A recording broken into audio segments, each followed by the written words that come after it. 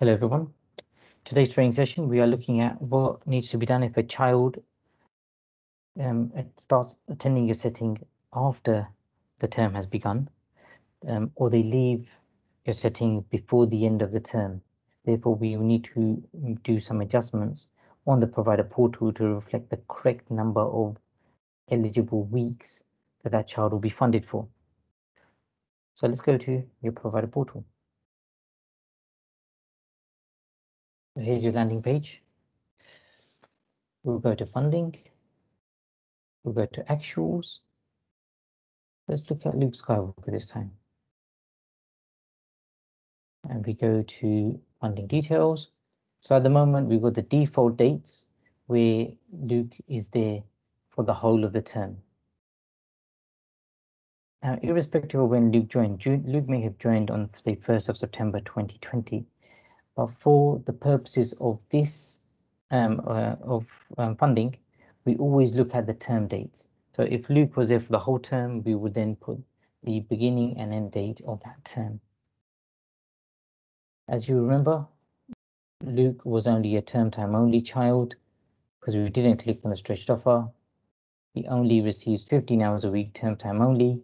That's why he was due to be there for the full 12.2 weeks during the term of the during the summer term.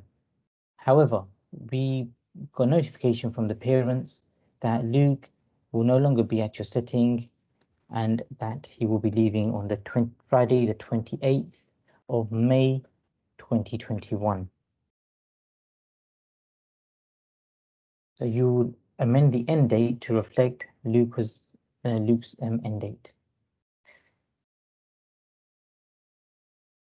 What you will notice that the weeks attended in term has not changed. It still remained 12.2. So we will need to manually amend that.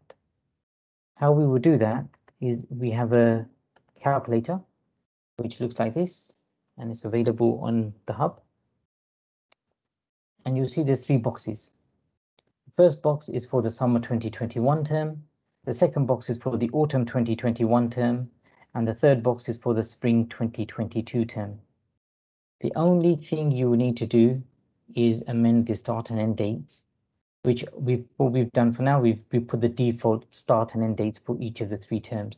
But just for the summer term, let's say, yep, Luke was there at the beginning of the term, but he left on the 28th of May. So we will change that date to the 28th of May as his leaving date. And what you will see is that has now amended the number of funded days and the number of funded weeks. Now, because we said Luke was only there term time only, we will only take the funded weeks for a term time only provider, which is 5.4 weeks. We will then go back to the parent portal and we will change the 12.2 to 5.4 weeks. And we will click on save.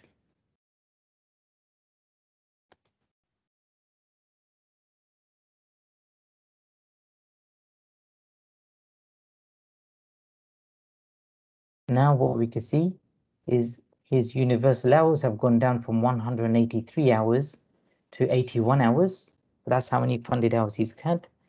And similarly for his extended hours, I think it was about 120 hours before, because we were showing him receiving 25 hours, 10 hours extended per week. That's now also reduced to 54 hours.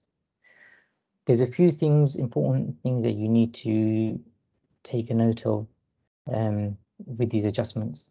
These adjustments can only be made within the period the term is open. So for example, we're looking at the summer term now from the 1st of April to 31st of August. Any adjustments that you need to make need to be made in a timely manner. Please don't wait till the end of the term, or definitely don't wait till the term after the term has finished, because then what we'll need to do, if the 31st of August comes and this amendment hasn't been made, we will then need to do a manual adjustment to this record, which will then be a bit more problematic, because then we need to work out the number of hours and then how many hours we need to deduct. We will cover adjustments in a later video.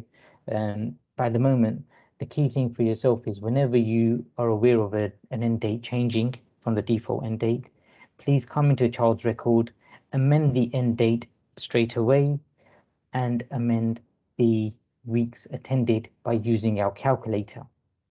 So that's the first thing to remember. The second thing to remember is our calculator does take into account the weekends.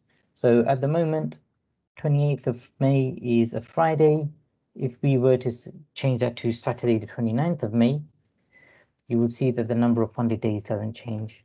And similarly, if we go to the 30th of May, which is a Sunday, again, it doesn't increase the number of days. So our calculator is case sensitive. And if, please do make sure you use the correct start and end dates for that term. However, if you by mistake put in the wrong start date and you put in, say, 2020, again, the calculator won't pick that up. But please use this calculator by putting in the correct dates so that you can work out correctly what the funded weeks are based on a term time provider or where the child's receiving the stretched offer, and how to work out the stretched hours, so stretched weeks for that term. So that's the second point to remember.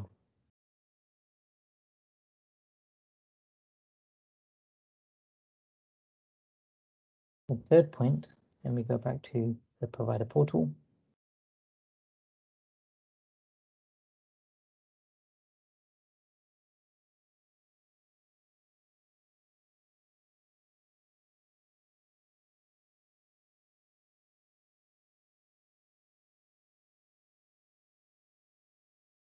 The third point I wanted to raise was when is the actuals?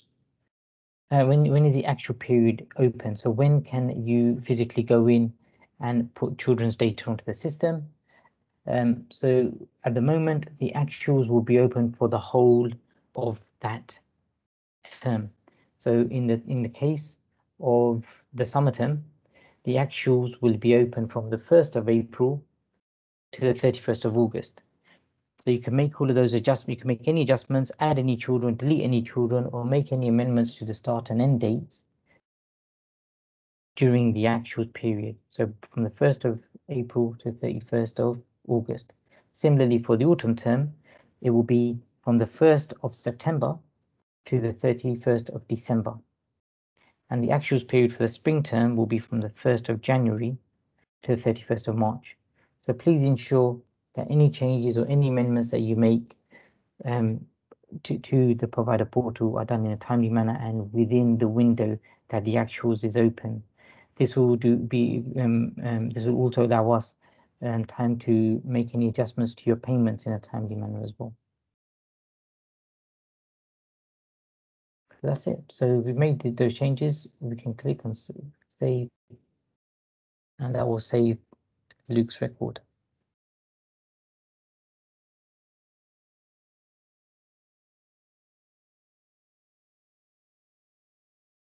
That's it. Thank you.